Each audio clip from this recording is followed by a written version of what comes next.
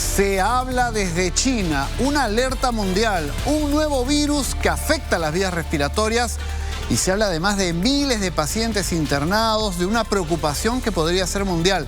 Estamos ante un nuevo coronavirus. Nos acompaña Rolando Escaró, editor de Noticias Internacionales de Latina Noticias, para hablar de este tema, Rolando, porque la verdad que en redes sociales, en todos lados se comenta con mucha preocupación de este nuevo virus. Se habla de un nuevo COVID, de una nueva pandemia. Parece que hay mucha exageración, pero ¿quién mejor que tú para aclararlo?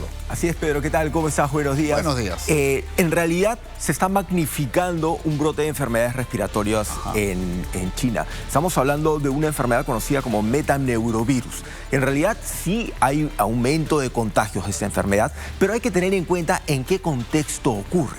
China, durante el año 2024, ha experimentado un invierno prolongado y sumamente crudo. Entonces, evidentemente, tienes un aumento de enfermedades respiratorias. Lamentablemente, en este caso, cuando tienes este tipo de noticias, las informaciones falsas y las redes sociales empiezan a multiplicar el efecto de lo que puede haber ocurrido. Te interrumpo solo en lo siguiente. La cantidad de WhatsApps que han mandado durante el fin de semana los primos, las tías, por ahí el abuelito, porque claro, leen incluso con logo de medios internacionales que estamos ante un nuevo coronavirus.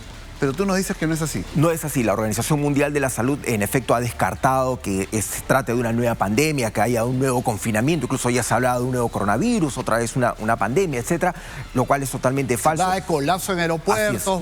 No es real. Han utilizado muchas imágenes correspondientes a la etapa de la pandemia coronavirus anterior, con hospitales abarrotados, con gente con mascarillas. Hay que tener en cuenta que en China, por ejemplo, ves muchas personas con mascarillas, pero eso es un fenómeno que ves desde hace muchos años.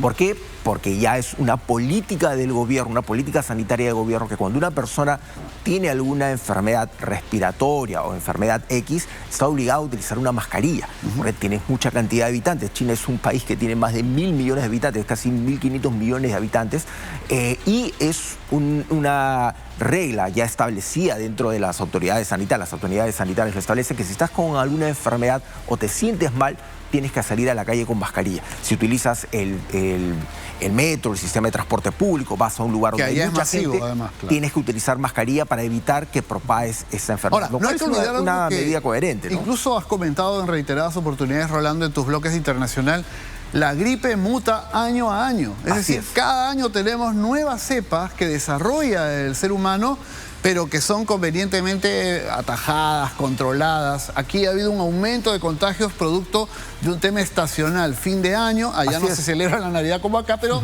hay mayor afluencia de viajes. El Año Nuevo también es una celebración diferente a la que tenemos nosotros, pero también con gran concentración de público en ciertas zonas, que es lo que ha generado estos contagios. Así es, tienes que tener en cuenta que, a diferencia de algunas décadas atrás, ahora tienes muchas más personas viajando de un continente a otro.